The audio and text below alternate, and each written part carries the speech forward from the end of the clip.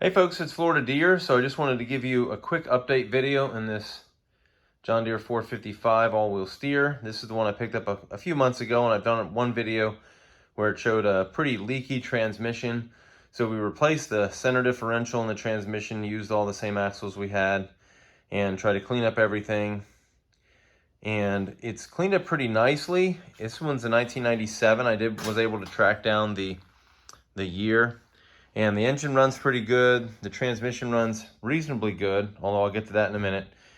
And I powder coated the wheels. And that's the only thing I had powder coated. Everything else was able to get, I was able to sort of refresh everything pretty easily with some polish and some wax. I reused the tires. I have tubes in the fronts.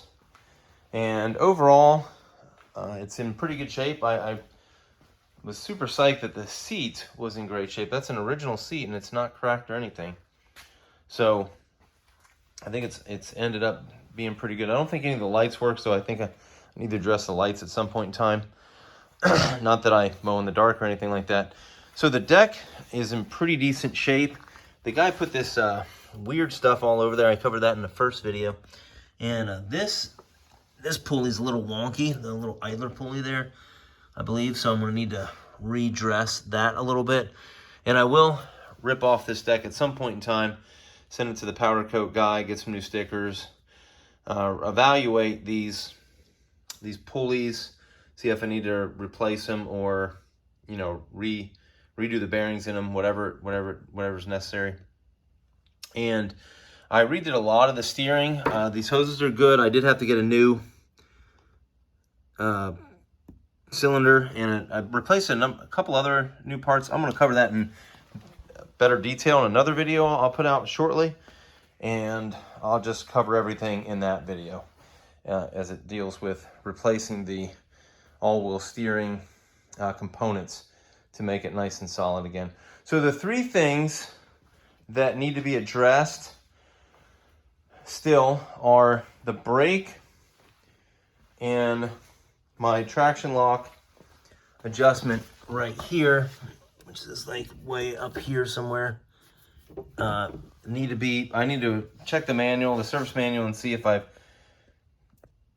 put those back together correctly.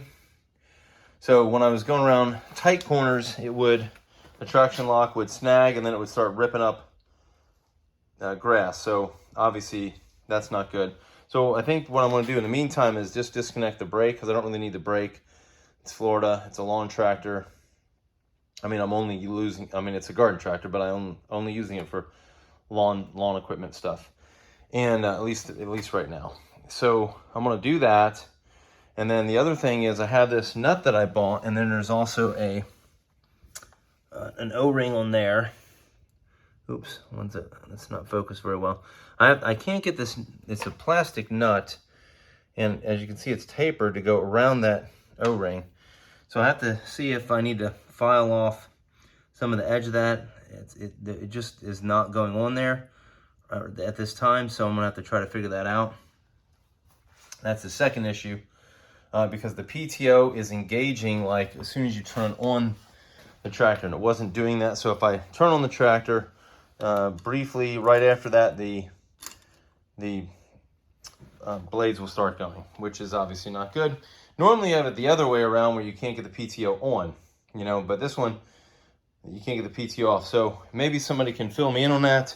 I'll have to, read the service manual on that too, but that's the PTO solenoid right there. So that might have something to do with the fact that the PTO comes on immediately as soon as the tractor is running. And then as you can see here, right there and a little bit right there, this has been sitting for a couple days.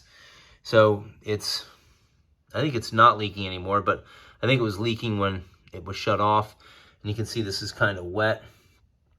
It's leaking a lot less than it was, but it still is leaking. So I'm still gonna have to figure out where it's coming from. I'm gonna have to clean it all up, take off the fender pan again, and or the seat pan, and then kind of clean it up and then run it a while until it starts leaking, and then try to figure out where it's leaking from. Initially it was leaking from the tube right there, I put a new O-ring in it.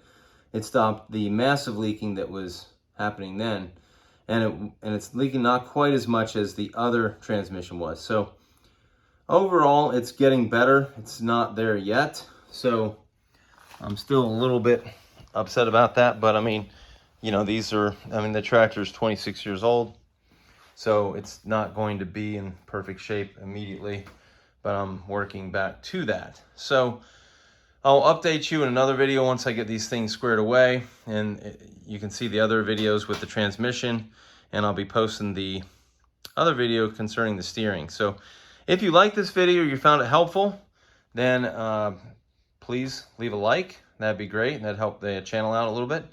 And if you want to see more videos about this John Deere garden tractor, or some of the other garden tractors I have, or the John Deere 1 series, you can hit the subscribe button as well. I appreciate you watching. Thanks. Have a good night. Bye.